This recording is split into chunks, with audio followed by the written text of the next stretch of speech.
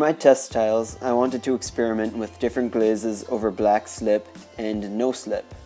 For my first test tile, I did a dark brown matte glaze. For my second, a dark blue, then white, shane red, and an iron luster. I didn't really use any of my test tiles for my pieces except for the dark blue one because I didn't like how the dark slip looked with the glazes.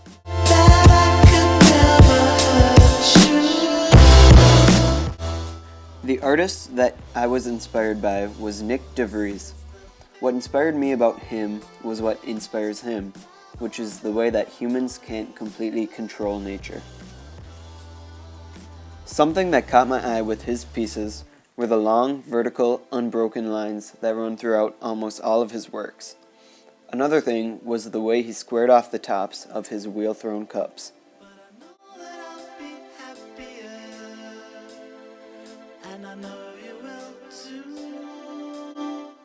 Like Nick's pieces, I used long, unbroken vertical lines that added movement through each piece and unity to the set. The forms are rounded at the bottom and squared off at the tops. The vertical lines, along with the 3 imprinted rectangles, add a lot of texture, and the outside green color has a lot of value and contrasts with the interior black color.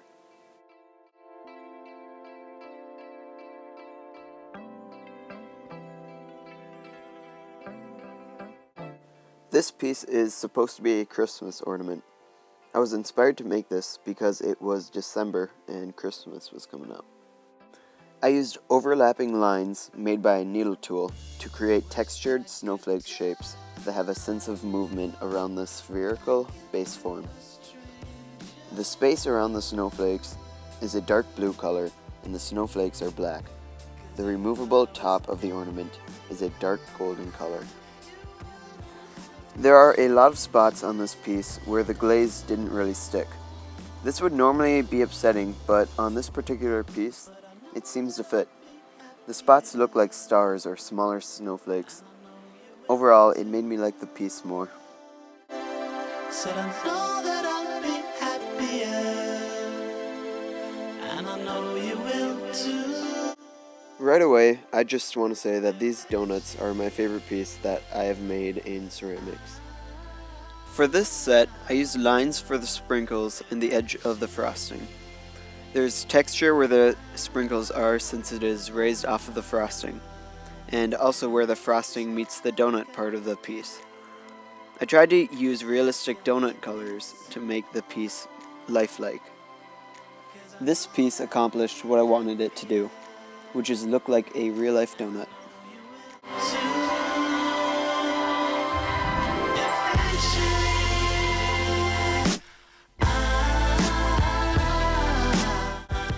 This is a very simplistic set of 3 candlesticks.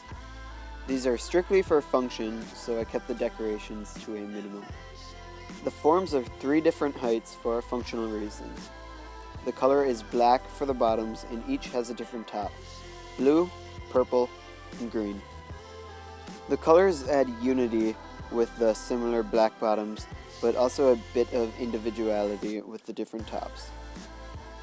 Although this wasn't my favorite piece, I still really like this set and am excited to use them. The process of making something is more important to me than the planning or the final product. That's why, in most cases, my final product is different than what I originally planned, because I get inspired by the process and often let it take me and my art somewhere I didn't intend to go. I found a love for wheel throwing pieces because of my ever-changing inspirations. With the wheel, I found it easy to change my mind to make far greater things than I originally thought I could make.